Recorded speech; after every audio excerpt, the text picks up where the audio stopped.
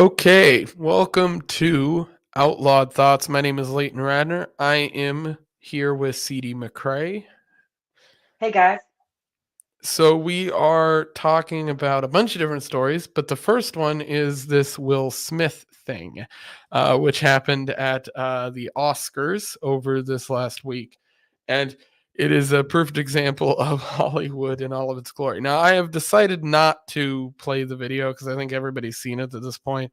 I am, however, going to throw up uh, one of the photos from it because that's always easy to look at, I think, in general. But the entire Oscars was foreshadowing this whole thing because it was kind of weird the way it laid out.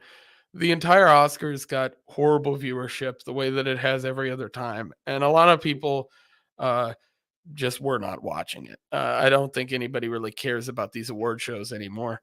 But regardless, towards the end of the show, this happens and the slap takes place. Everybody immediately, I think a lot of people I saw on the libertarian side of things started talking about how it was staged. I don't think this was staged because of the reaction after the fact and just everything surrounding it. I think that's been blown out of the water. Um, and also, from just a marketing standpoint, it didn't really make sense to stage, in my opinion. Like why do that at the end of the Oscars and not the beginning? It just doesn't really make sense to me. Um, so the implications become what does the slap mean, which is what everybody has gotten into. So, what is your take on this? No, I agree with you. I don't think it was staged. If it were, there's a whole lot of really smart people in Hollywood that started, they would have started drama like 3 months ago, and then it would have been the first time that they then saw each other. So then you had this big dramatic moment. I just feel like if they were gonna capitalize on it, they would have capitalized. They would have found every reason. So anyway, no, I don't think it was staged. I think it was I don't even think Chris Rock really thought it was that bad of a joke. I really don't. Right. And Yeah, I don't. I I think his reaction. lost you. Lost you.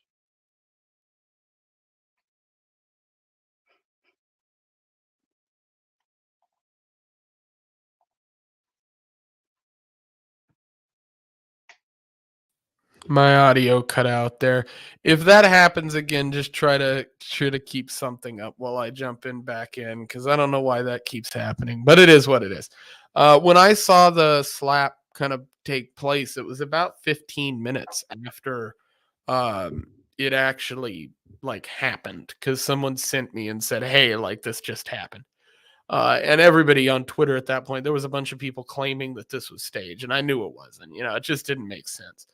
But then, you know, seeing the reaction everybody had, I think that was really where things started to be interesting. You saw kind of this divide, not only on Twitter but in Hollywood, of people just being like, "Well, this isn't that bad. Like he said this and this," and then other people being like, "This dude got on stage and hit somebody for making a joke." It was a soft joke. Like it was it wasn't like there were worse jokes made that night previously by other people. The difference is that they were women or people that Will Smith couldn't get up there and do that to without playing some form of better role. And I think he very consciously like knew that he could get away with it with Chris Rock. He picked somebody smaller than him. He picked somebody who was also African American. All that stuff came into play. I guarantee you those things were going through his head.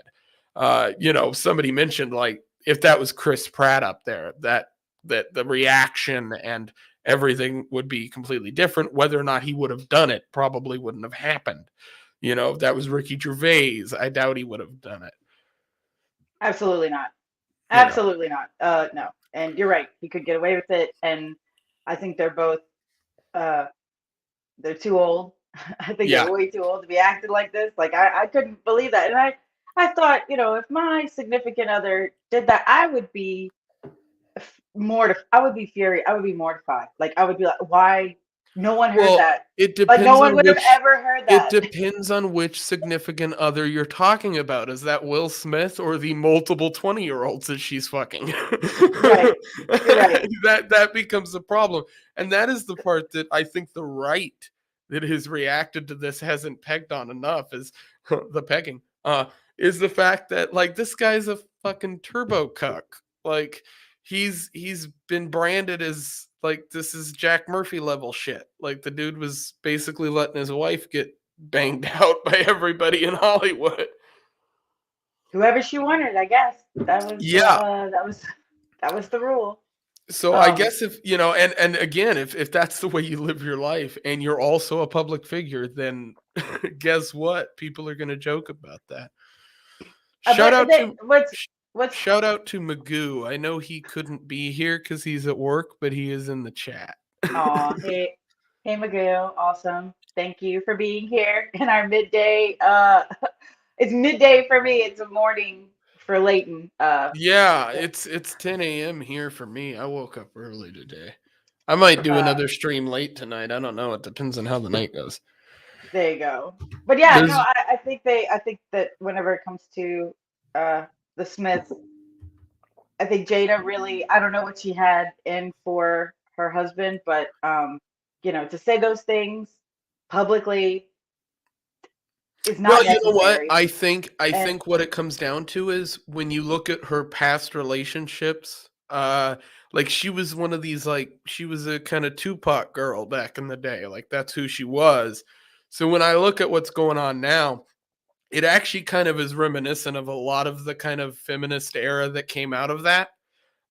They liked to kind of demean the man in the relationship. So it kind of makes sense, right? you're It's right. just a Hollywood version of that, right? She's got more money, more power than normally would be there in those relationships, but it's the same type of relationship you see a lot in like that kind of upbringing. Uh, Right. You're right. especially out of the 80s and 90s, which is the era that she was kind of prominent in. So it you know it makes sense from that perspective. But when I look at it, you know, the reaction of it was what just disgusted me. And when Jim Carrey is being the sane person on television and calling this shit out, you've got a serious problem because that guy is one demented fuck. But he was on with Gail King and she was trying to like kind of justify it a little bit. And he was like, no. You know, he was quoted as saying that we're no longer the cool kids, which I think is a big, you know, that's something we've been saying forever is like the Hollywood elites are no longer the elites that they used to be because they just don't have the power anymore. They don't have that pull. Uh, Right. they might have in the past, but it hasn't existed like that for a long time. No. And speaking of that, to even more of an extent, we have Elon Musk who decides that he wants to um, take a chunk of Twitter. In fact, the largest chunk of Twitter that currently has ever been chunked. He took the whole thing. So this was interesting, something I did not expect. Um, and this is a story here. I believe it should be on screen, correct? Mhm. Okay. So Elon Musk buys 9.2% of Twitter amid complaints about free speech. Now, previously, I know some backstory here. These shares were actually bought in March 14th. They were simply disclosed now, which means he actually bought these shares in Twitter before he made these tweets regarding free speech on the platform, which everybody responded to. So these tweets went out March 24th. This would have been 10 days after he had already purchased these shares in Twitter, which is interesting, definitely. It almost makes this poll more important to me because it actually means that maybe he was using this as one of his arguments to take to Twitter once he bought the large shares. But he put out a poll: do you believe Twitter rigorously adheres to its principle to this principle? Um, referring free speech as essential to a functional democracy. The consequences of this poll will be important. Please vote carefully. And at the time, I believe that people foreshadowed his meaning of the consequences of this poll will be important to mean that he was possibly going to build a social media platform or buy one. But it appears that is not the case. Rather, he did buy one, a big portion of one, rather, of Twitter. 9.2% is currently the largest share of Twitter that is owned by a single party. It is larger than any hedge fund or any conglomerate as well. Previously, the largest shareholder was, I believe, BlackRock, who owned 9 point some odd percent and had dropped down to about 8.9. Before that, it was one of the big American banking corporations owned something like 9%. But it seems like he very purposely purchased just enough to be above everybody else. It's interesting. It's going to be interesting to see the reaction to this. Obviously, the reaction to it from the left has been negative, but the reaction to that Twitter has, right? Like, what does this mean for the platform? I think he's probably not going to try and build something new. He's all about efficiency. So why would he do something new if he could just fix what's already there? And as far as that goes, that could be everything from staffing to hiring a huge team of lawyers to go through every contractual document they have, every user policy, and fix it slowly. But the rollout would be very slow, and I don't even know if there would be any kind of announcement for a lot of it. It would just happen. So I know. So from what I understand, with the percentage of ownership that he has, it basically makes him just the biggest voting member. So it does give him a little bit of leeway as far as what he can get done. And one thing that I know specifically he can affect is employment.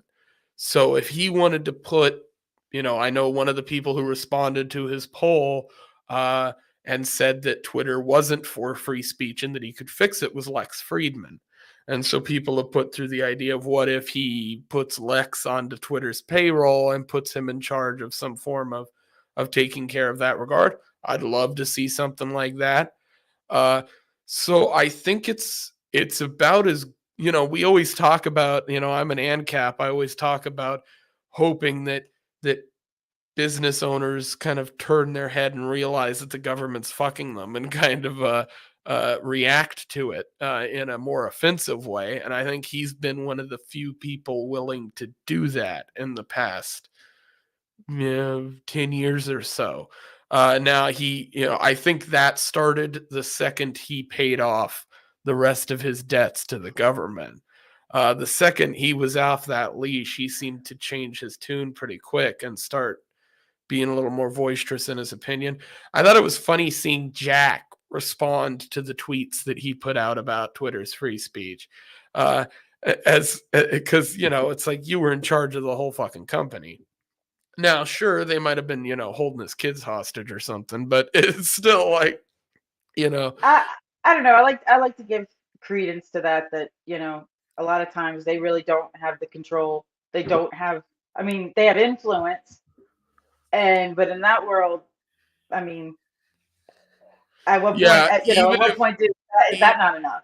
Even if you're in charge of one of these companies, it becomes difficult to do things if you're in a position like Jack Dorsey was. I think it's a little different when you're talking about Elon because he's just, rich, there's no one richer. So it's like he is almost untouchable in that aspect. And I think a big part of why he got involved with Twitter might have to be with it, it might be for his own gains. You have to think of it from the perspective of he is a threat of being removed from Twitter at any point in time.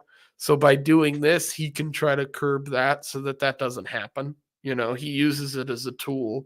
I think he recognizes that. So, it makes sense. When you're the richest man around, you can kind of afford to do things like this. And I'm happy that hopefully it turns out to be a positive. Same. We'll go ahead and this is kind of an interesting story as well. But the Florida DeSantis versus Disney battle that has been waging, and kind of introing it by saying this began with, of course, the bill for educational strength, the kind of parent transparency out of Florida that was branded as the "Don't Say Gay" bill by the left, partially by fault of the Republicans for not naming the fucking bill in time. Uh, and because of that, this narrative gets spun that this is what the bill is. Now, personally, my opinions on this are a little bit mixed because I don't want to see the government taking action. That's in general something I have a problem with. But at the same time, I hate public schools with a burning passion. And I kind of think that anything that can be done that pushes people out of public schools is probably a good thing. That being said, people will use that argument to say, well, we should pump the schools full of trans identity politics crap. We should pump the schools full of all this horseshit. And by doing that, you'll push a bunch of parents to take their kids out of the schools. And that probably would work to an extent. But the fact is I don't want to see kids victimized. I don't want to see culturally the impact that a lot of this stuff has. And when you look at the bill, which I read, you got an entire what could fit on a couple pages of paper.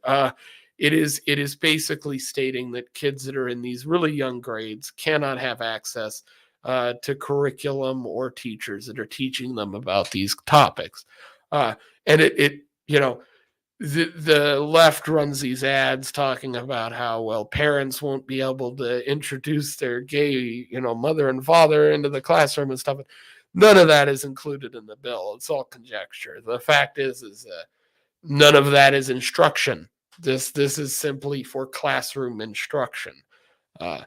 So I guess DeSantis took issue with the way that Disney covered things because they have decided to take up war sickles or whatever, war hammers, Yes. to go against.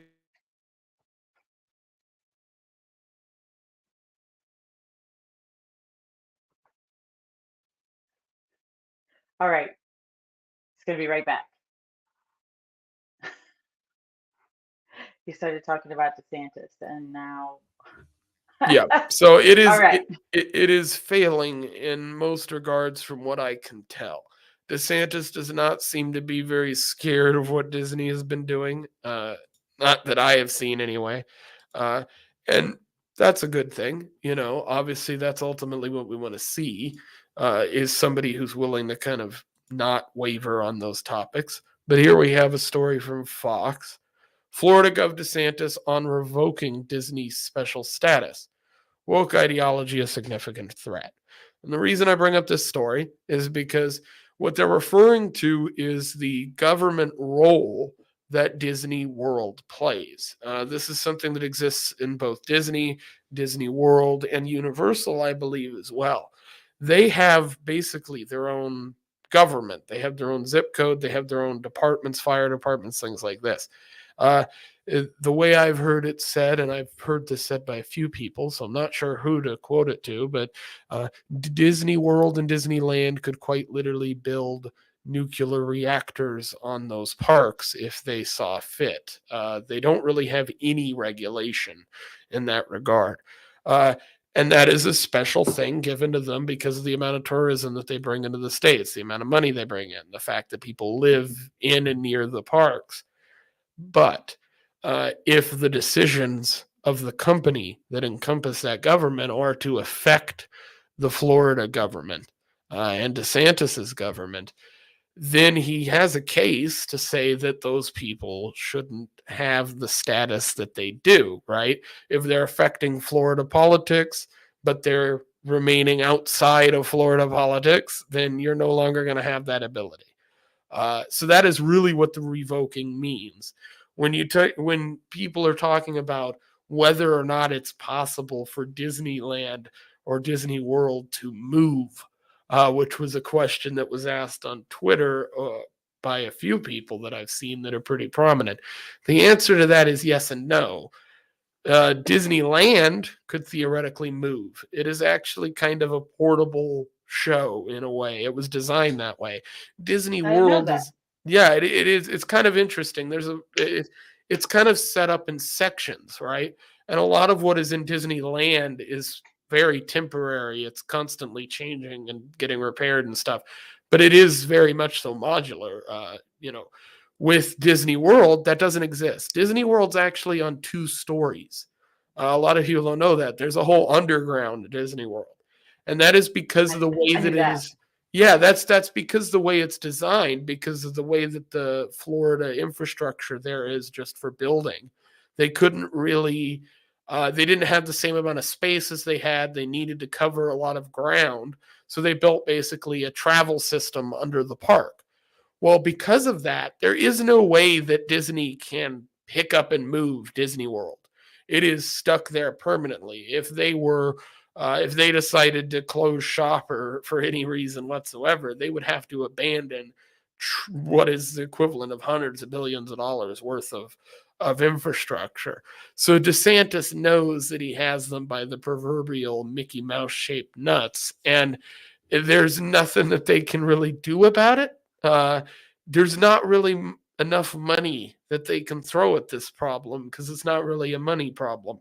And Universal has stayed universally silent on the topic because they recognize that Disney is fucking up. And so they can just sit back and not do anything. We'll go into here and listen to some of his quotes here. I'll read them through. Florida Governor Ron DeSantis expanded on the possibility of ending Disney's self-governing status in response to the company's pushback on the state's parental rights bill on Fox and Friends Friday. Look, there's policy disputes, and that's fine, DeSantis explained. But you're trying to impose a woke ideology on our state. We view that as a significant threat. DeSantis' comments come as Disney has publicly disapproved of a new Florida law which bans discussion of sexual orientation and gender identity in kindergarten through 3rd grade classrooms. So that's basically the entirety of it. It's pretty straightforward. That's what he's talking about. He basically hasn't said that he's going to revoke it. He said that he's looking at it. And he's looking at a bunch of different options that they could take to kind of retaliate against some of the things that Disney is doing. From what I've looked into, he has infinite possibilities in that regard. There is so many things that he could do to mess with them, and there's virtually nothing that they can do to directly mess with Florida. So this is a gambling game that Disney, I think Disney thought he was going to back down from this. And maybe they were being pushed from some political types in the left-wing side of things to do that, and it didn't work. It seems like the guy is more than willing to kind of give the middle finger to that establishment system there from Disney's perspective.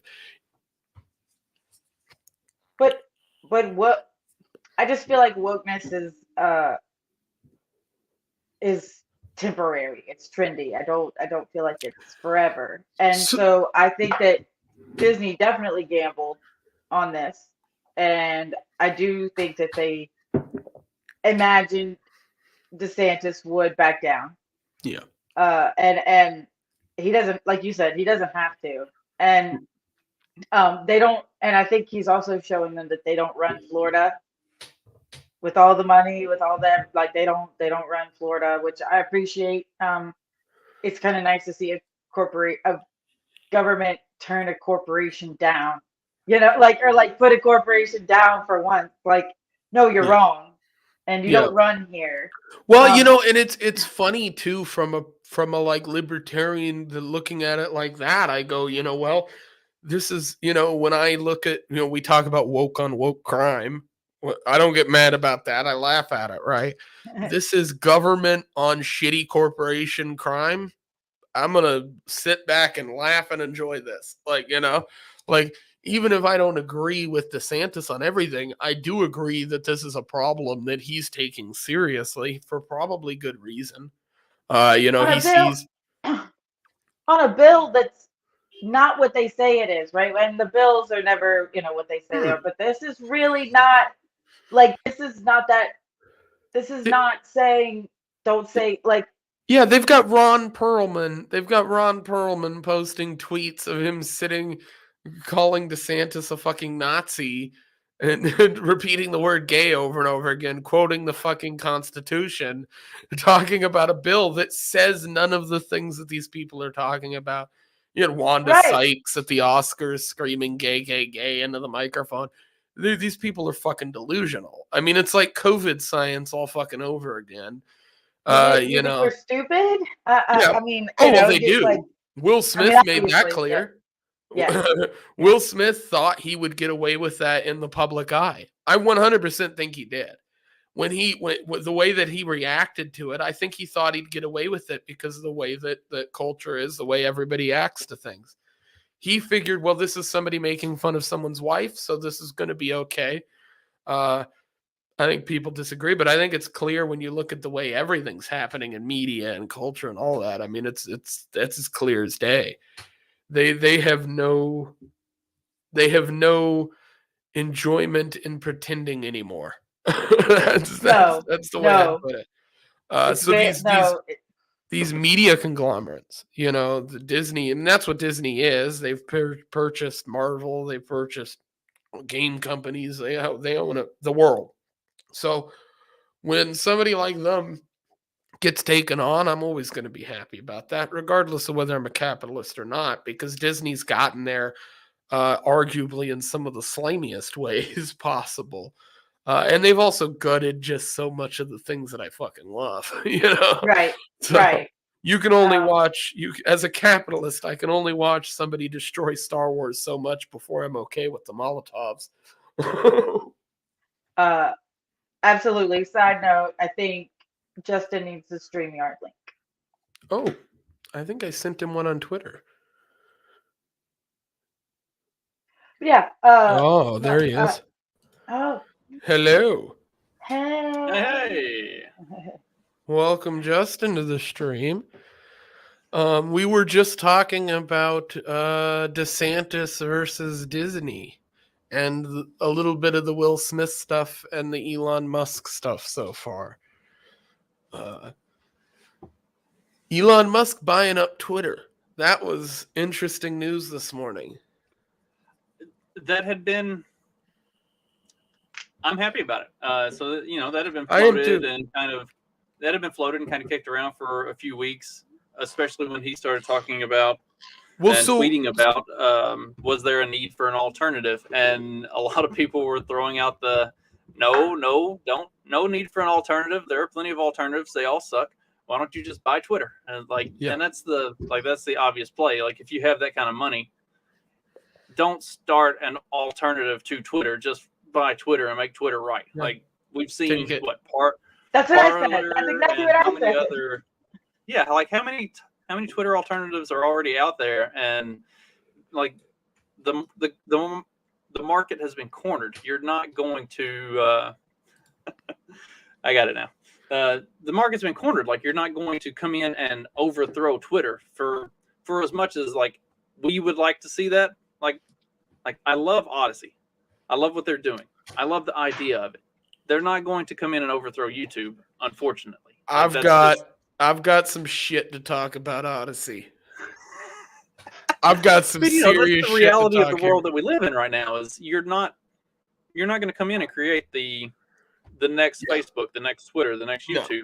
You're going to create something that will get you can get significant following on those and on your alternatives, and we all know doing those. But at the end of the day, the brand has been set, and you're not replacing that. You're not kicking that out. So I would rather see Elon buy Twitter, and I think that is better for the world. The crux that I see with social media companies that try to start new platforms is that you have, and I think everybody recognizes this at this point, you have the and I'm sorry to say it, but the Fuentes brand of people who rush into those platforms and they kind of force the hand of whoever owns it to change a lot of those restrictions because of the way the media and everybody covers it. Elon has the ability to buy up parts of Twitter and slowly change it in a gradual enough manner that does not take place, or it doesn't take place in the same way that we've seen with other platforms. So the whole building up a new one never made sense to me. And what we did find out is he bought these shares and actually made this purchase in March 14th, which means that he bought the shares 10 days before he actually made the tweet asking people whether or not it was a free speech platform. He had already made the baller of baller moves and gone out and purchased the shares. So it's pretty genius on his part.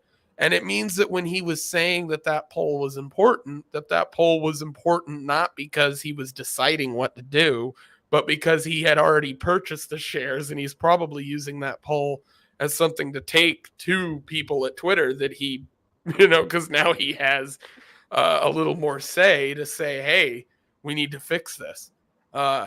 So it'll be interesting. I know Lex Friedman responded. I'm hoping he gets involved. I mentioned that before. Because I think he's good with that stuff, and he has a lot of ideas with social media shit that I think is genius that he's talked about on his show. So I'd love to see some of that come over. Hopefully it fixes some of the issues that people have with Twitter. I mean, I see this as only a good thing. I guess that's the way that I look at it, right? Worst case scenario, it makes it harder for these people to get complete control of Twitter. Best case scenario, he actually can make some significant changes. So, Well, and the number all they need is a red line. They just need a red line stuff. Like, it doesn't need a whole lot more. The app itself. Absolutely, fine, I guess. And I whatever. agree. I think but a change to the user agreement just needs to be completely redlined. Yeah. And that's what I think he'd be good at, is getting people in there to do that. You don't feel a change. Users don't really feel a change. There's just the report button is gone or something. Well, I don't even think you need to do that. I mean, although I think that would be a huge step, would be removing the report function, removing that.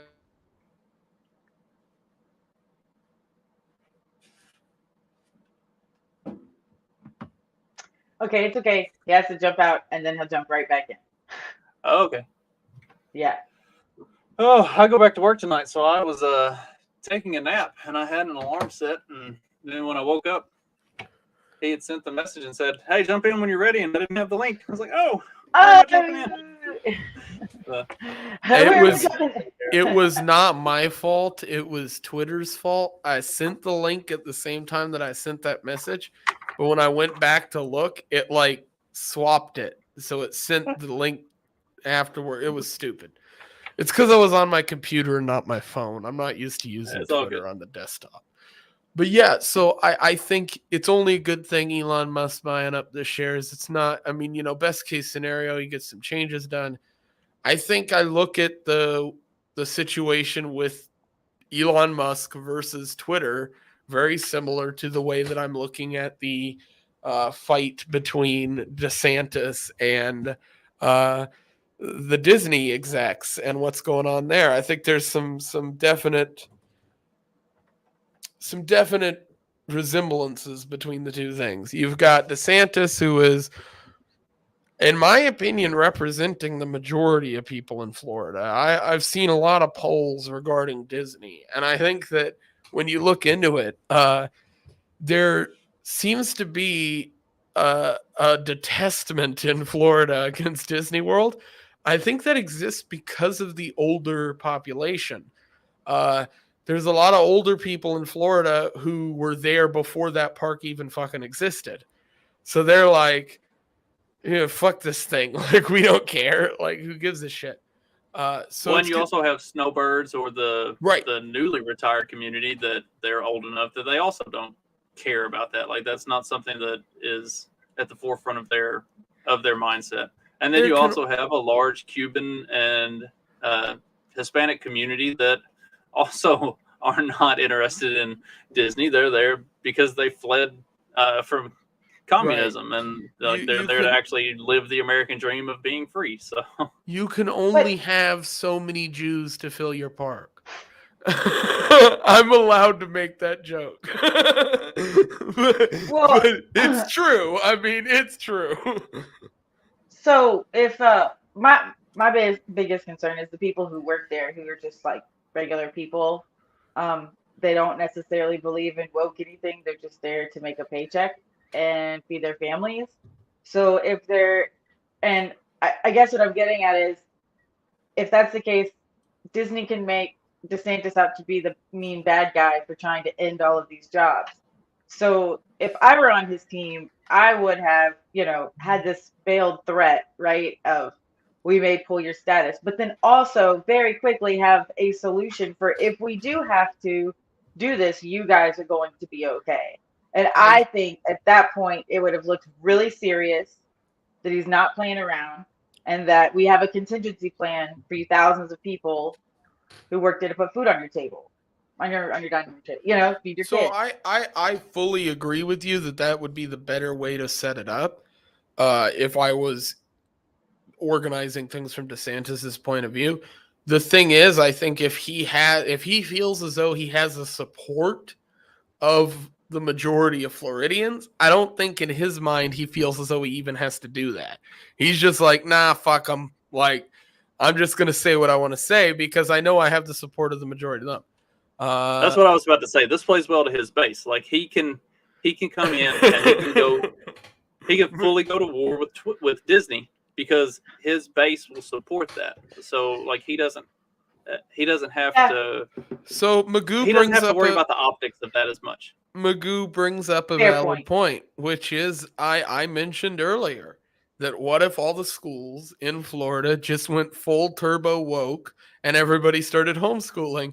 He brings up a good point. What if you just mandatorily send all the gays to Disney?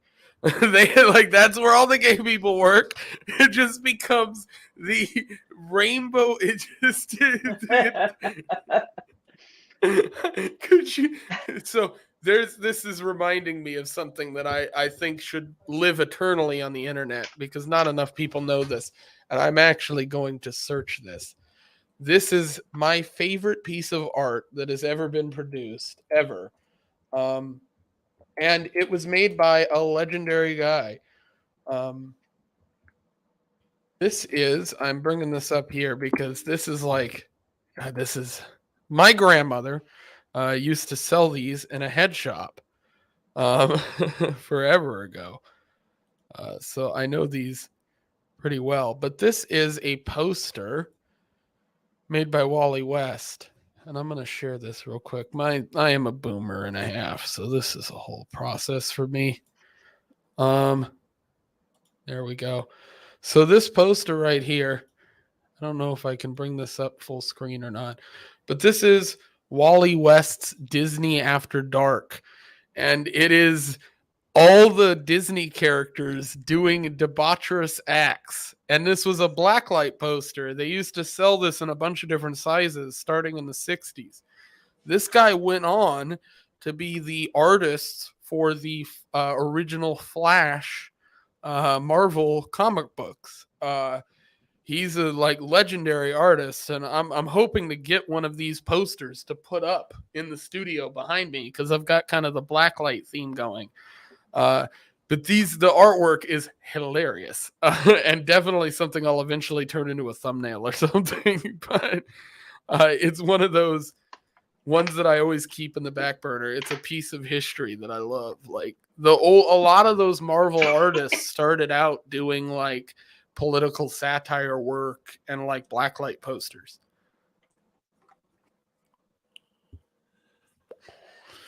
But Disney has made their case clear. They definitely know who they're supporting in this fight and what side they're on. It's funny to see that this is, Disney has donated to both sides, right? This is something that they do constantly. So this whole reaction that DeSantis has gotten from Disney is kind of hilarious in itself, right? Because it's kind of like if you had somebody who was literally just went from the Democrat Party to the Republican Party and was then trying to critique the entire existence of the party, just like, I don't know. It seems very expected. I think DeSantis probably knew something like this was going to come along eventually, and he was going to have to deal with it, And I think he's handled it about as well as you could want a government official to. I don't want a government official to. But if somebody's going to be there doing it, DeSantis' people are incredible. They're good. You don't have to like it, but they're good at their job. He seems to surround himself with very smart individuals, people who seem to understand a little bit about, DeSantis. I believe he was buying up gold too to back up like the economic reserve and things like that in case of like economic collapse and stuff, which is all really smart stuff. So I think he's probably got some good people in his corner. I guess that raises the question we could talk about a little bit about Trump and DeSantis moving into 2024 and whether or not you guys think he's going to run. You go ahead, Justin. DeSantis is up for re-election this year. So if he wins this year, especially if he wins going away, I don't see how that serves him to do that. Does that make sense? I don't see how making that step at the point that he is still the governor of Florida makes a lot of sense. How many? We've seen lots of ex-governors who have run. Like when Jeb Bush was running, he had previously been governor. When George W. ran, he had previously been governor. When Bill Clinton ran, he had previously been governor.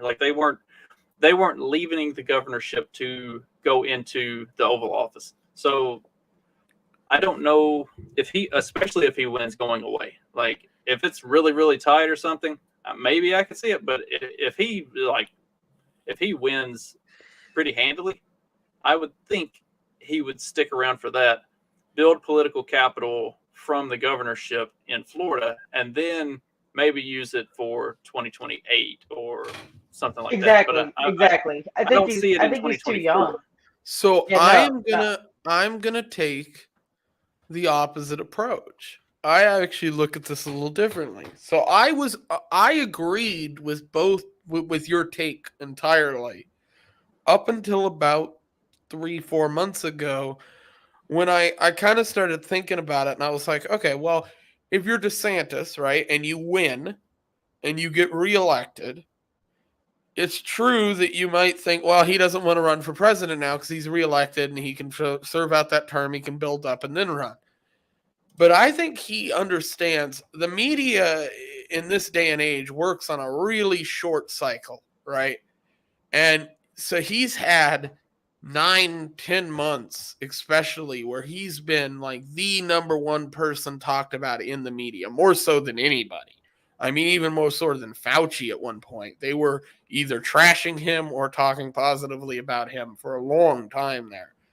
And I think he might be looking at this as, I get reelected, I then endorse a candidate as I'm running for president, so that if I win the presidency and I have to leave my office in Florida, he can have somebody kind of pampered and put in place that he wants to take his place.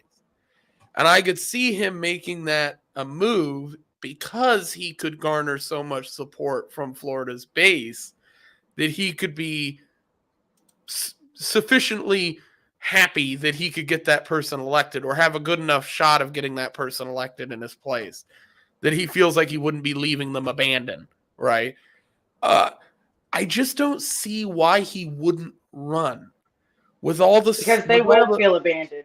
They will absolutely feel abandoned. And he will lose. I think you're right. I think you're right. If he doesn't stick to his term limit and get elected as many times as he can in Florida, which I don't know if they do 2 or 3 terms, whatever. Either way, he stays. So do you think, do you know of anybody else in Florida that you two can think of that people would be happy replacing DeSantis on the right. They don't know anybody else. DeSantis That's is the kind only of one that's ever talked about. So who so would you pick? that's actually something I agree with you on. I haven't seen any other real people on the right that I think could replace him.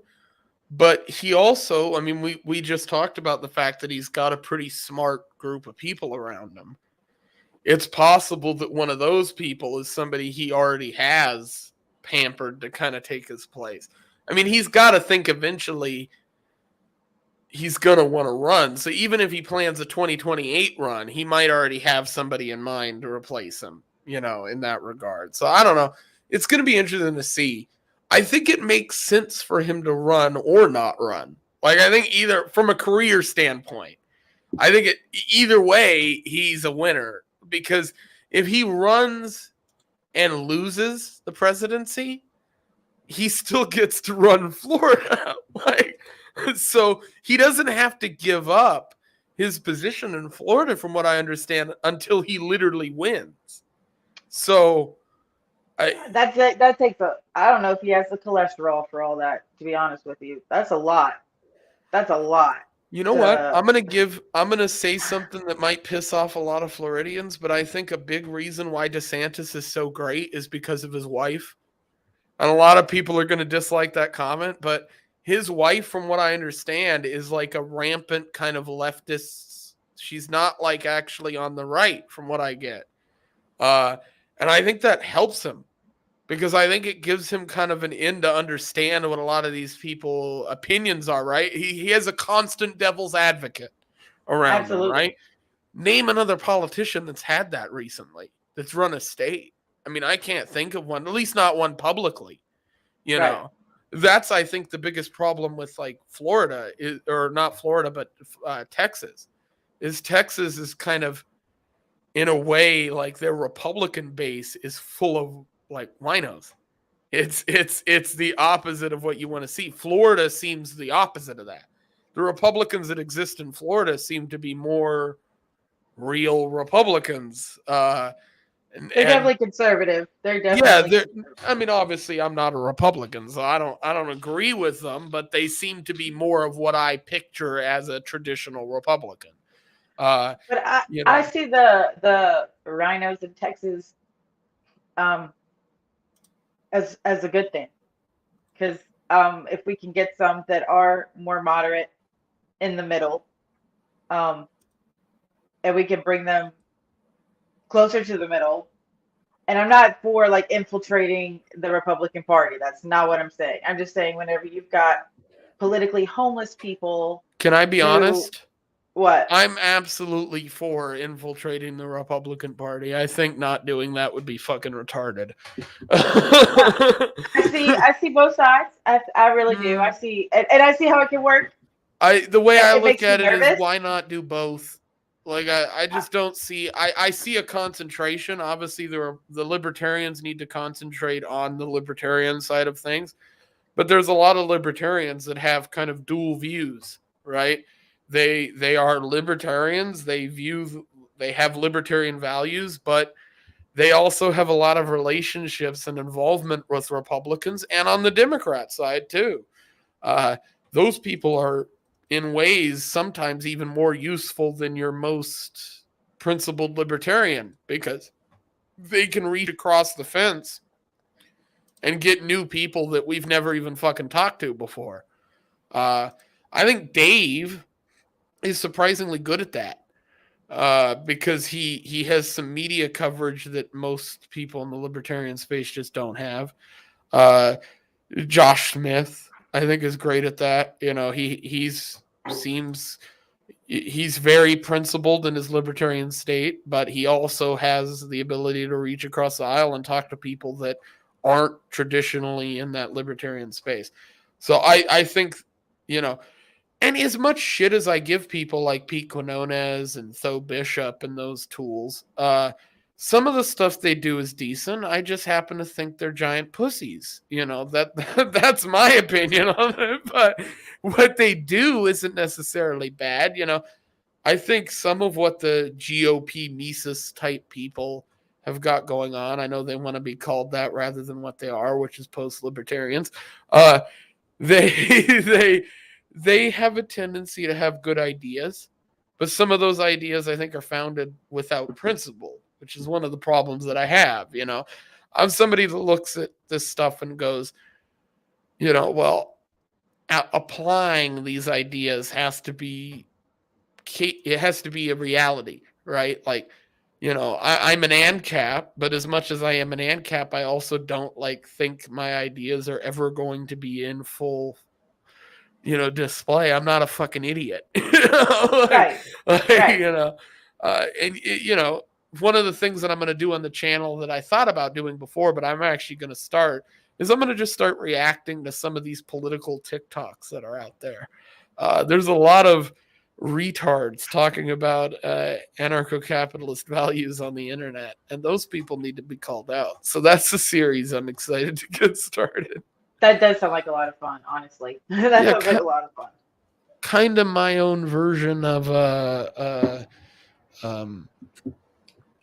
what some of iHypocrite does, where he does the big compilations of leftists spurging out. That would be awesome. Just plugging in my laptop there real quick. So I guess the next one, we could watch this clip of Jen Psaki getting absolutely destroyed by a question. And I think Justin will like this one, actually. So we'll play this here. One moment. And you'll have to let me know whether you guys can hear the audio for this one, because I don't want to accidentally be a boomer. Can you see this all right? Yeah. Yes. All right. I'm going to hit play. Let me know if you can hear this. The global community at this time is part of... We can hear it. All right, cool. All right. So we're going to start right here. It's after this question. She turns to leave, and then somebody asks her a question about inflation. For Americans, given it's a global oil market. So as part of that, we will get to a more comprehensive. I'm here and in my office. If you guys have quick questions. Question on inflation. Sure. Real quick. Today, the president blamed Putin's invasion of Ukraine for not just higher gas prices, but also higher food prices. Inflation was at 7.4% in January before the invasion. In February, it went up to 7.9%. Putin didn't invade until the 24th. So March is really going to show the impact of the invasion. And that report doesn't even come out until April 12th. So how are people supposed to believe the Putin price hike is to blame for food prices going up when the timeline doesn't add up? Well, here's what the president is reflecting on. One, the price of gas has gone up by approximately $1 or more since Putin started lining up troops at the border. This is something that outside economists have spoken to as well, not just the administration. And those are just factual details about how much the price of gas has gone up. We know that's a huge impact. And when you say inflation, people think the costs on their pocketbook and the impact on their budgets. The second piece on the availability of food, we know that different markets around the world are impacted by the lack of production in Ukraine and other because of the war. And we know that that could impact global food prices. It hasn't happened yet. This is the first time we've heard the president blame Putin for higher food prices. I think what the president's looking at is what the impact has been in a lot of areas that are leading to price increases on people's pocketbooks and where we could see it increasing over the course of time. I'm here in my office. I've seen you all. So I guess we'll start with CD. What's your reaction to that?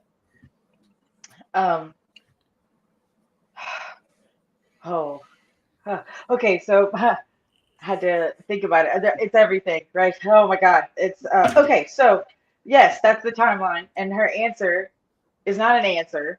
It didn't answer anything. And right. The president is considered. I didn't know that the president could consider, Yeah. So an ice cream place he wanted to go to. Yeah. And that pissed me off. Like, no, and then to bring in economists, name drop economists, like that makes this that gives this credibility. The best part is she wasn't willing to give a name of an economist. You notice that she didn't give an economist's name. Oh no. She didn't put anybody's name in the comments. What she just did there was deflect the question back onto the president. And she did it in such a way that makes it seem like he's legitimately saying things that he shouldn't be saying. But in fact, that's not the case. The White House has said directly that the inflation and the gas prices and food shortages are due to Putin. Here's the truth. I'm in Alaska. I'm 56. I mean, our state is only 56 miles from Russia, I believe, at the closest point. A lot of people have misconceptions about where Russia is in regards to the United States because they don't bother to look at an actual fucking map. But, you know, it's insane to think that in a world where we are talking about gas prices, and she's talking about a pocketbook, right? She's talking about, well, Americans are seeing this and they're reacting to it. Here's a question. Mike Dunleavy just talked at CPAC. He's the governor of our entire fucking state. When he was at CPAC, the main thing that he brought up was the fact that our state has been crippled at the federal level by the federal government to make it so that we cannot produce jack shit. Our state is sitting on top of a literal gold mine of gold, platinum, oil, every possible thing that we need to produce in this country. We've been sitting on top of for 50 fucking years, unable to touch it. Biden has every ability to currently, right now, tomorrow, allow us to start drilling.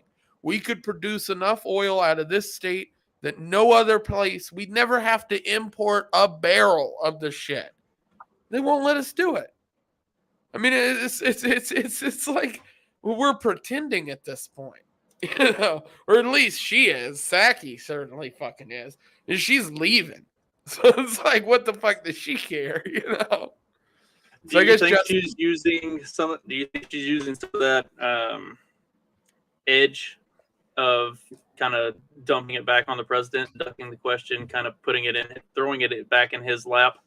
Do you think she's using that because she is going to MSNBC, and Absolutely. it has been the popular thing amongst the mainstream media here over the last several months to kind of dunk on the Biden administration? Like, so yeah, the it has been an interesting turn to have seen the way the mainstream media has, after really just going, you know, balls deep and gobbling the whole cock for a good 4 to 6 months, they have really turned around and started to highlight the deficiencies of this presidency.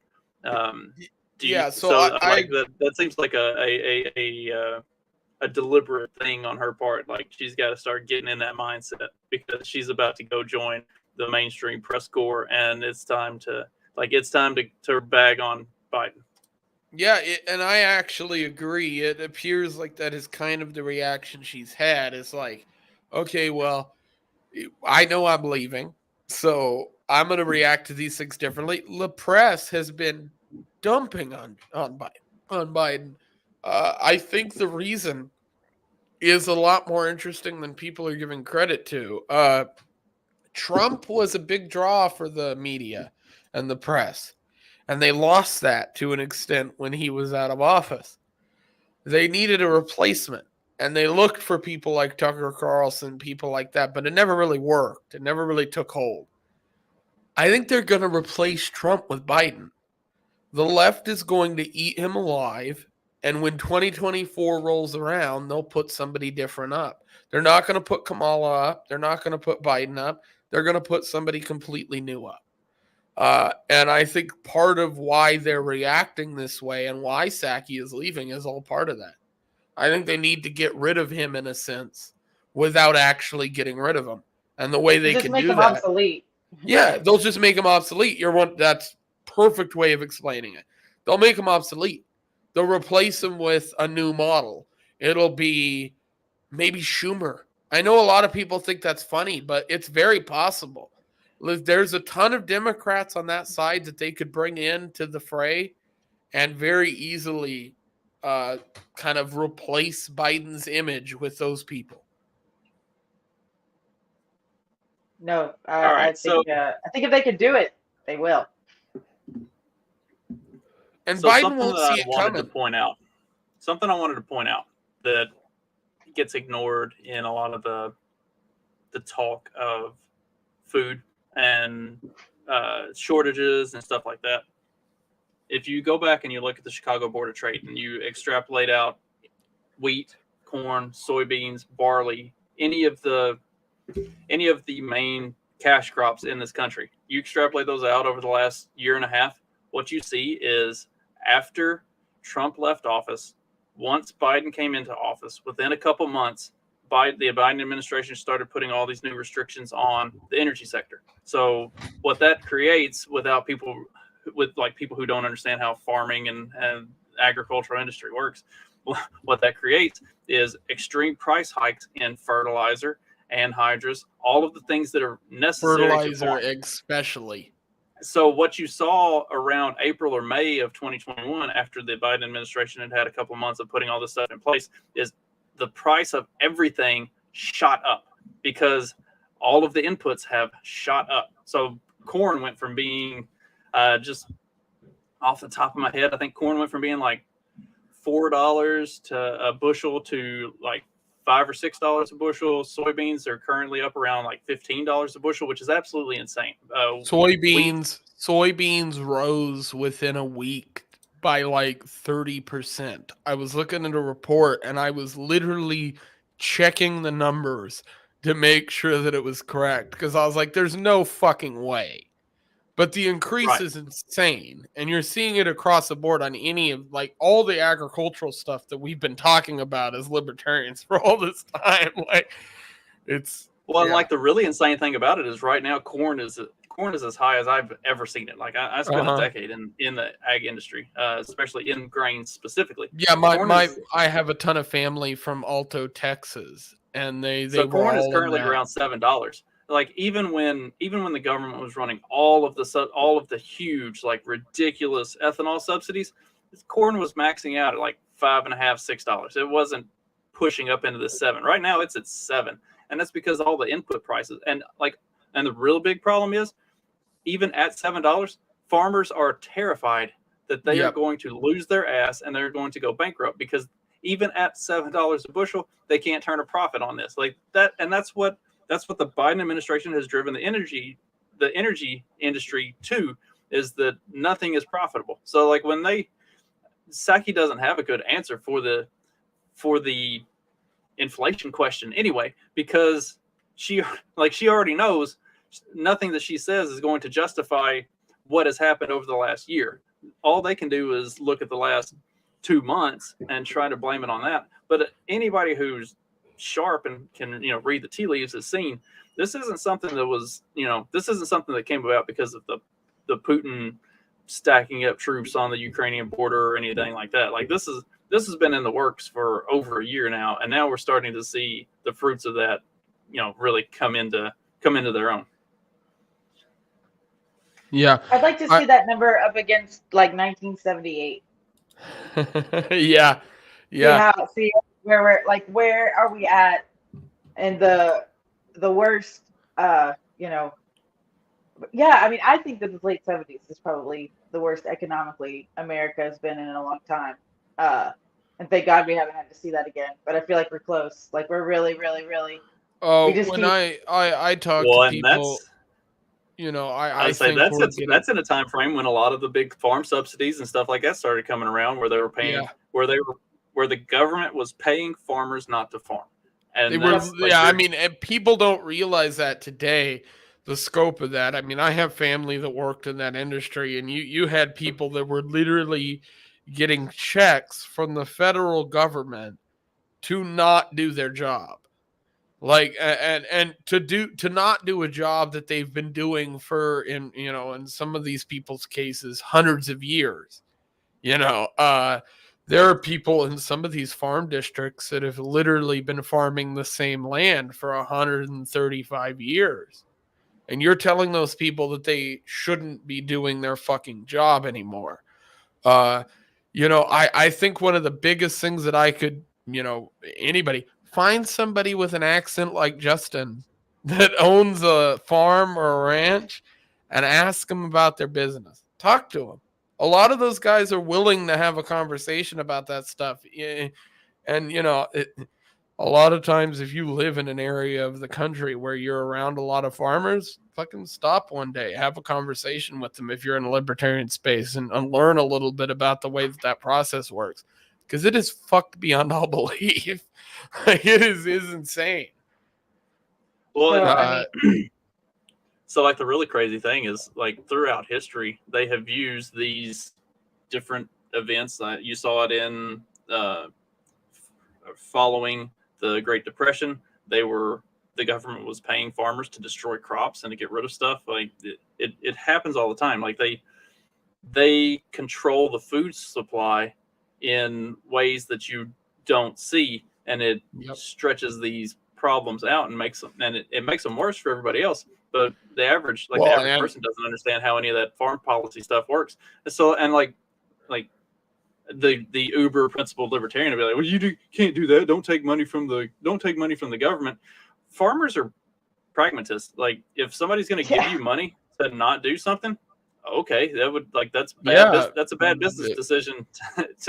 If you know you're going to lose money growing a crop on that piece of land, or the government will give you money to not do anything with that land, you got to, at the end of the day, farming is still a business, and you still got to turn a profit. You still got to put, food on the table for your kids and a roof over your head and all of that stuff. You still got bills to pay. So you're going to do what makes the most business sense. At the end of the day, every human is going to make the decision that puts food on the table and takes care of their family. If you offer somebody a check for $1 million to sell out their principles, but they're going to be surely able to take care of the people around, most people will take that deal. I think one of the biggest problems we've seen, especially with the government, is, the same way that they've controlled the food consumption, controlled the food market, they've controlled the oil market, they've controlled the gas market, they've controlled the monetary market, they've controlled every market that way. We're not, again, it takes you back to the way that we've handled oil, and the way our state is, we've done so much to try to I talk about Begich a lot. Nick Begich was a guy in our state who was here during the first big oil boom, and him and another guy who was Wade Boggs, who was in charge of a bunch of the stuff with the Kennedy assassination and the committee that was put together to decide whether or not there was foul play involved and stuff.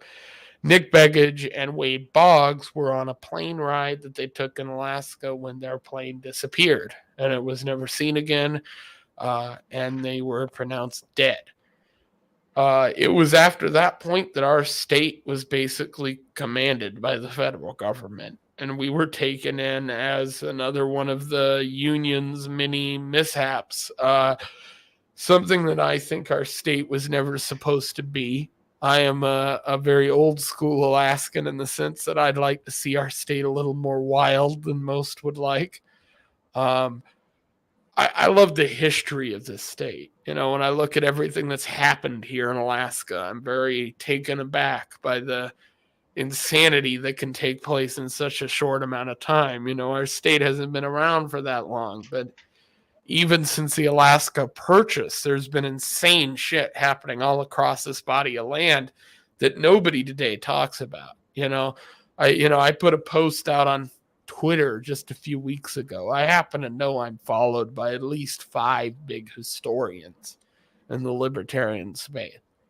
So I put out a tweet and I was like, hey, do I have any historians who'd like to talk about Alaska related shit? I got no replies.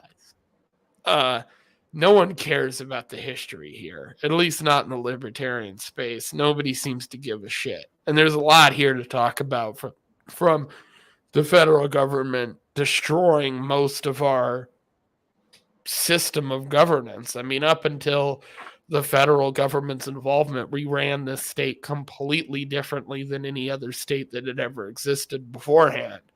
And that was completely lost. Now, some people, like myself, believe that Begich and Wade were murdered and killed. But other people have different opinions. You know, I tell people to listen to an iHeartRadio thing called it is called Missing in Alaska. It is one of the best audio series I've ever listened to. It is purely about the history of Nick Begich and that plane crash. This guy spent like 12 years doing research into this, a guy from New Orleans. Wow. And this dude, I mean, not even from the state, he flew here 3 times just to talk to people involved with this thing. One of the best works I've seen done throughout the state. We have so many like little mysteries and things, especially federal involvement that's all screwy. But he did an amazing job laying everything out. Simply telling the story of what happened to Nick, especially. Like, the people don't understand. Like, planes just don't go missing here. Like, the way our state is laid out, there's always some evidence of a crash. There's some oil. There's something. There wasn't anything found. His plane literally just vanished. That's bizarre. And you know, he was famous for being a guy who really tried to get things moving here economically within the oil fields, within how we were going to make money long term.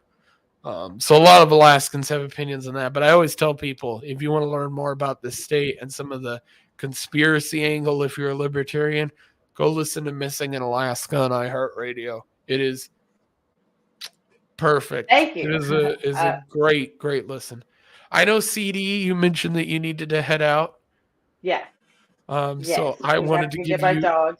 if you want to give a chance, you want to plug everything that you've got going on. You want to give out your Twitter. And well, thank you. Yeah, y'all just come follow me at Lady Ancap. That's all I got right now. Just still moving in Austin. But we're excited. But no, this was fun. Let's do it again. Can I just say, it is awesome that you moved to Austin. I think that's a cool fucking area to be in right now, because I think so much shit is changing, especially like economically, like Texas, Florida, Alaska. Those are the states you want to be. It's happening. I mean, yeah. It's real. The flocking here, the people coming here every day, like in and around, not just even Austin proper, like in and around, in between here in San Antonio. Well, hey, our state of Alaska saw an increase in population for the first time in fucking forever. We had like 1,000 new people move here. Oh, we had like 1,000 new people here, and people were like, holy shit, like there's new people. Dude, 1,000 people moving here is like, oh, whoa. Now we can get the inbreeding under control. Yeah. Well, no, in Alaska, sorry. In Alaska, it's more the male to female population under control. I can imagine. It's a bunch of oil workers and fucking technicians. there ain't many chicks up here. Wow, it's like China, but cold. But really, yeah. Really the difference cold. is we did it naturally. We didn't have to kill them at birth. There you go. Right. You just did it. Right. So there you go. Oh man. Well, you guys have a great day. This was super fun. That's a hell of a send off. Right. I'll talk to y'all later. Bye. Take it easy.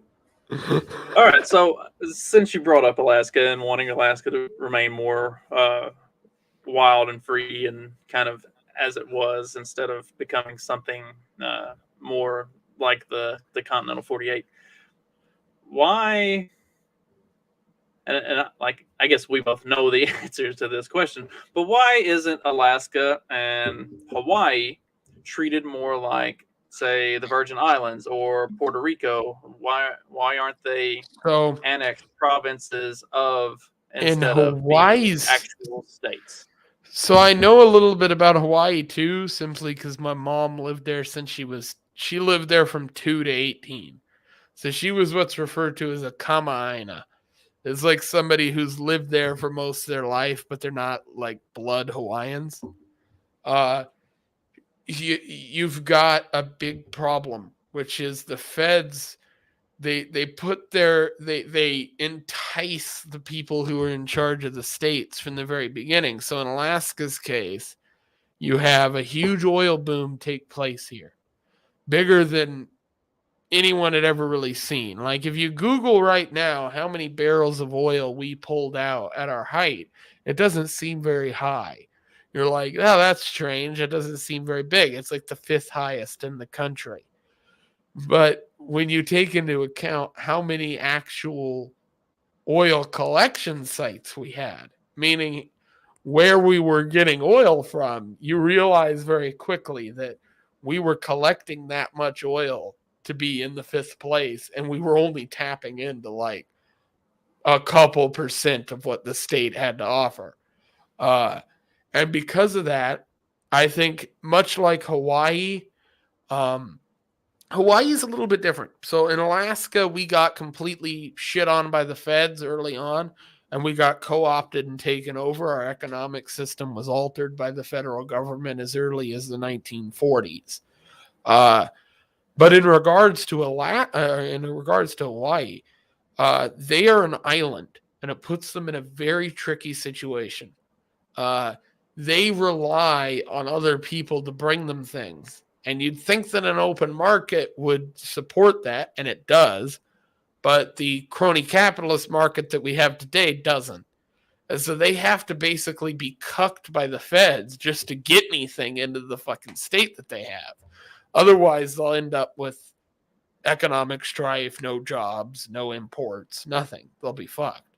So they're kind of forced into it the same way we are. It's just different aspects. We got forced into it because the feds got involved so early. There was nothing anybody could do. They came in as soon as there was oil, as soon as there was gold.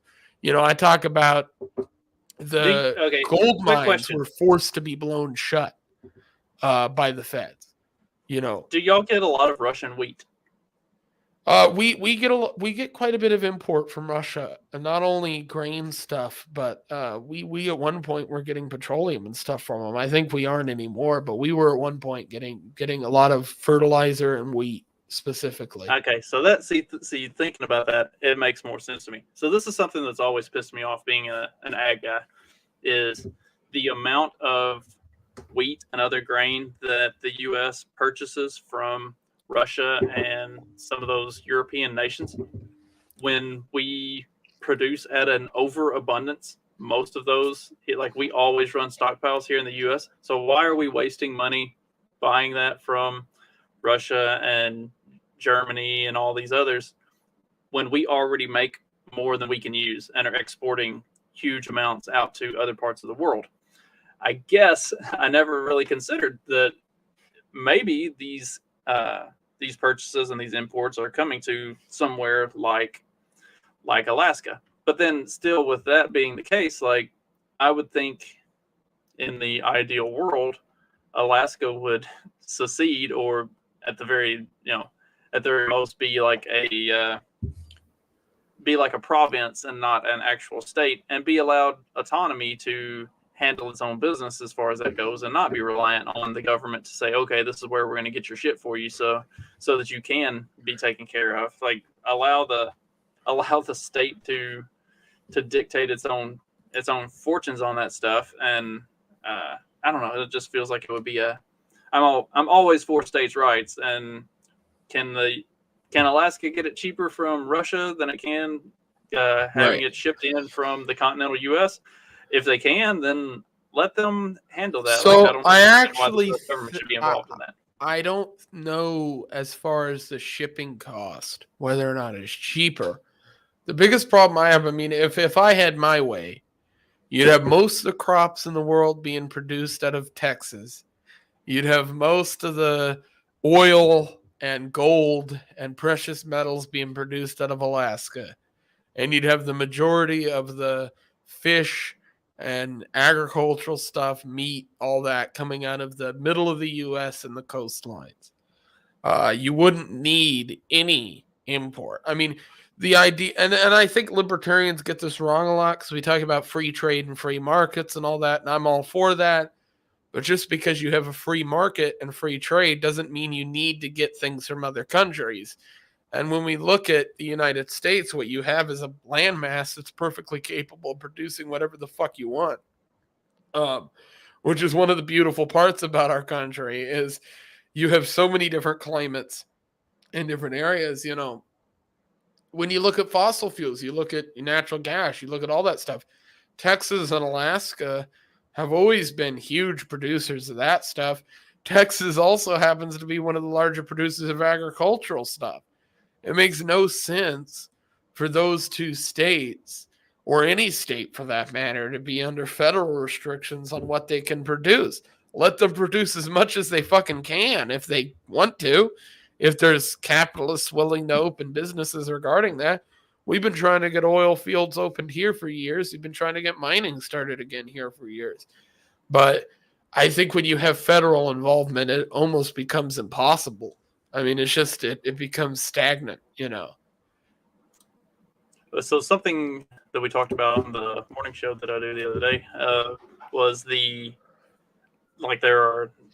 this whole Biden claim that I think I talked about this on Peddling Fiction. I do too many shows. Anyway, so this whole Biden claim that there are like 9,000 unused drilling permits, and like the insanity of that claim, because and even the way the fact checkers covered it, like if Trump had said the same thing, the fact checkers would have said that it was missing context or that it was tore them apart. Yeah, but Biden says that in the fact checkers market is mostly true. And it's mostly true because the 9,000 permits do exist, but the reason that it's completely misinformation or misrepresentation is because of those 9,000 permits, not a single one of them can just go start drilling tomorrow. Not a single one of them could just go start drilling probably in the next 2 to 5 years. Like there are still additional permits and regulations and restrictions and fees and all of these like things that they have to go through. So like you're talking about Alaska, where it is literally sitting on a gold mine of all of those things and can't do anything with it.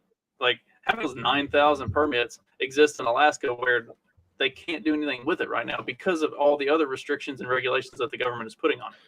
Right. So in the case of our state, you have Anwar, which Trump began to sell, claims through Anwar and that whole system. When Biden came into office, he got rid of all of it. Dunleavy was trying to work with Trump. They seem to have a good relationship, but as soon as Biden came into office, that went out the window. In the same way that Biden got rid of the Keystone Pipeline and stuff, he shut down any positive outlook on us getting control of our mining or natural gas production or anything. I mean, there's not really many crops that Alaska can produce. That's one thing we don't have, right? You know, our climate doesn't really support wheat. It doesn't really support grain stuff. It supports like potatoes. You can grow potatoes here. You can grow stuff like that, but not on a large scale. So we import stuff like that. The biggest problem with Alaska, I've always claimed, is the best state for succession. The reason I've always claimed that is because we're already separated from the U.S., right? We already are forced to import everything that we get. We're already forced to fly everywhere that we go. In all intensive purposes, we operate geographically as a separate country. So it doesn't make sense for us to continue to operate while getting bullied by the feds as a state under the union, right? But no one will ever push for anything like that here, the same way they won't ever really do it from Texas or Florida or anywhere else.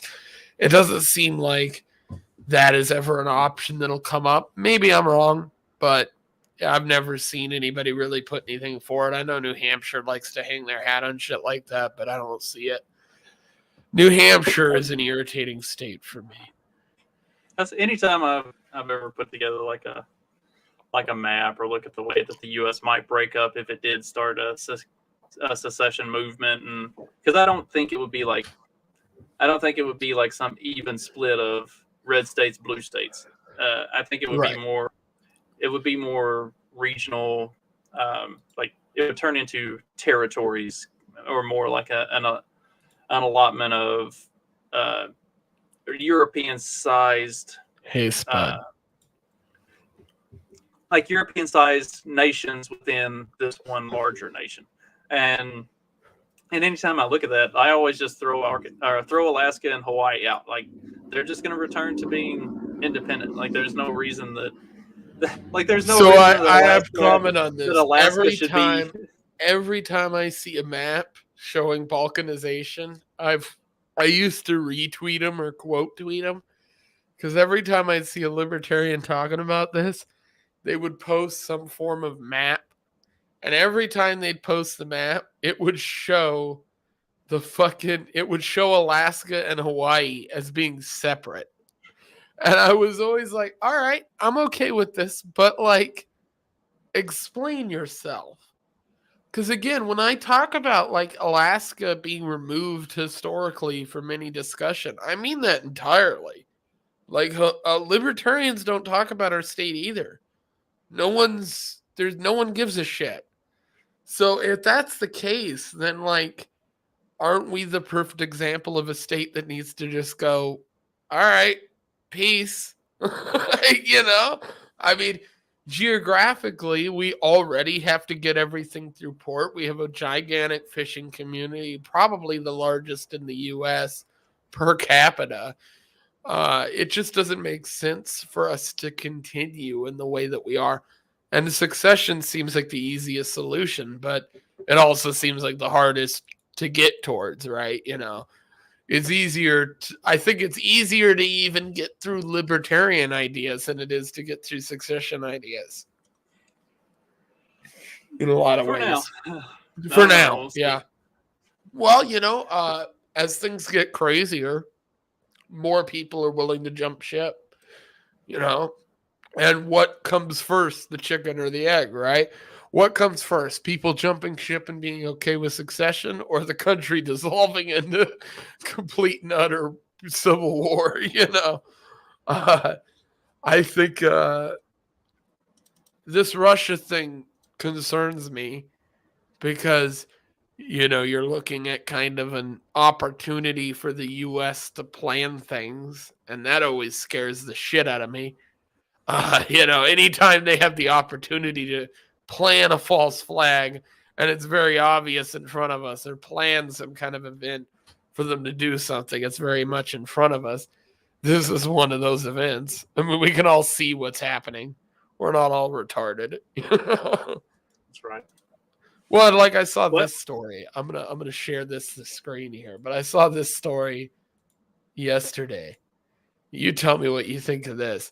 A new wave of COVID-19 is coming. Here's how to prepare. Taking these 7 steps now can lower your risk to minimize the disruption to your family's life. Think about that headline for a second. I view this as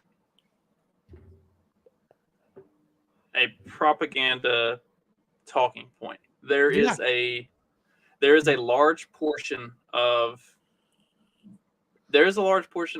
Democratic supporters who are very vocal, who are very mad because the attention has shifted from COVID to Ukraine, and they think that is. So speaking of the war siren going off in the background, did you hear that? What is that? So you're about to hear it. Give it a second. It might talk to you.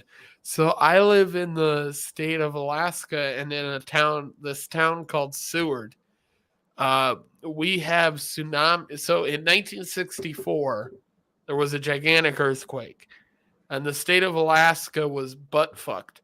But specifically, Seward got annihilated during the 64 quake. If you look up, actually here, I'll bring up a photo. Seward, Alaska, 1964 earthquake. We'll look up a photo of what Seward looked like then. So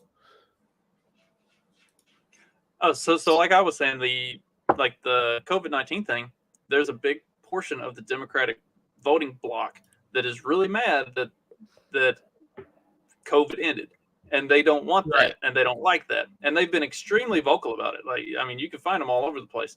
They want everybody to know that COVID is still here. COVID is still a pandemic. It is still a threat, and we cannot move past it. So I think a lot of anytime you start seeing, because they're going to start coming back around as the Ukrainian thing is kind of, I don't think it's particularly close to ending, but I think that public give a shit about it is starting to wane. And that's what's going away.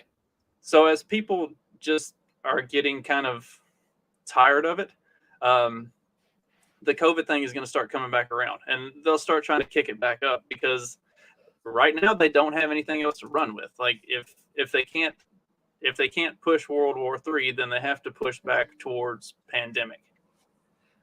Right. Yeah, they kind of have put themselves in a corner in a sense, right? They have to pick one of two lanes. They can focus on Russia. They can focus on COVID. They can focus on climate change. I think the gas prices, the Russia angle plays into climate change better. And so I expect them to probably play up on that angle for a lot longer. One of the things that I've mentioned is I think that we will see kind of the Russia war that they have propagated probably go on a lot longer than we think, but it will lose the spotlight. So something else will take the place within the media, but the war will still continue. And I think both of those are probable at this point. I think we actually might see them attempt to continue the Russia conflict up until the 2024 election, so that they can attempt to bring in somebody on the Democratic side that's able to solve the problem from their side of the story. It's not improbable to think that they keep this going for 2 years, at least not in my opinion. I think that's perfectly plausible. War is a racket, and they can sell it. Yeah. I mean, if they know how to sell it better than anybody on the planet. So. Right. If they can keep Afghanistan going for as long as they did, God knows they could keep this Russia-Ukraine going thing for a while. And the repercussions of that is that they'll be able to dupe. Yep. All right. Well, I've got kids showing back up at the house. I guess it's that time of the day that it's time for them to start getting out of school. And not only that, but it's the time of day I got to start getting myself ready to head to work this evening. Layton, thank you very much for having me on today. This was a lot of fun. Sorry I showed up late. It's it's partially my fault. It was that link thing was screwed up. It's no big. First day back on shift. I work 4 days in a row, work 4 12s, and then I'm off for 4 days in a row. And the first day back is always a weird transition day, and I take naps and stuff to try to get myself try to shift gears mentally and physically to get back into working on 12-hour night shifts. The first day is always kind of a weird one. I work nights. I know how hard that can be as far as switching schedules around too. That shit gets an alarm clock will not cut it. Somebody needs to fire a 12 gauge next to my head. About the only way I'm gonna get out of bed. And say, luckily I've got the living stampede of dogs that think they need to run through. So that's how you do it. You got to get a couple little ones and a couple big ones. The big ones to jump on top of you, the little ones to bark. Yeah. So all right. Well, everybody go follow. Can check me out on Everybody go follow Justin. Definitely. A good podcast. As he said, he's got too many of them. Go listen to it. I've got my show, which is Fact Check This podcast, and then we do. And I had been on there, I believe. Yeah. And then we've got a morning show called The Morning After, where it's me, Mark Metz, Clyde of the South, and Dag from the Agoras Nexus. We do a morning show every Monday, Wednesday, and Friday, and have a lot of fun with that. And then I also co-host Peddling Fiction with Johnny Profita. So check me out all of those places and follow me over on Twitter. The handle is on my name. Thanks again for having me, man. Take it easy. Bye. All right, everybody. So now that it's just me, I will go ahead and close out the show. My name is Leighton Radner. Obviously, you guys can follow me at my Twitter handle, which is at Liberty Leighton. It is in the description down below. Follow all my guests. Let them know that you came and watched the show. Shout out to anybody who hung out in the chat and wanted to hang out and talk. Yeah, I guess I'll, we'll talk a little bit before I leave. We'll talk a little bit about my own opinions on things. Let's talk about some more regarding this whole. Well, actually, we'll save this for the next episode. I will catch you guys later. Take it easy, Spud. We'll see you next time. Bye.